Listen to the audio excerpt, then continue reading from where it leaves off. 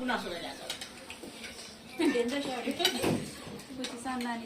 अहिले मसँग बसेको छैन अनि उता थियो भाइजूसँग यसको दाल ल्याउ मासु पनि ल्याएर आउनु तपाईँ पनि खानुपर्छ है अब भिडियो मेरो सट्टै दाइलाई दिनु है त्यो खाँदैन हजुर खाँदैन त मैले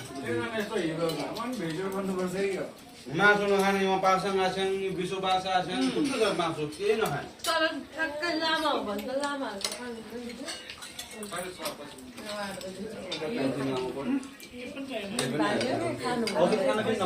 धन्यवाद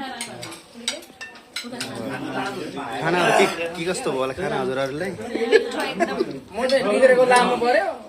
पङ्खी चाहिँ खाँदैन उड्ने पन्छी चाहिँ खाँदैन तलतिर गुड्ने चाहिँ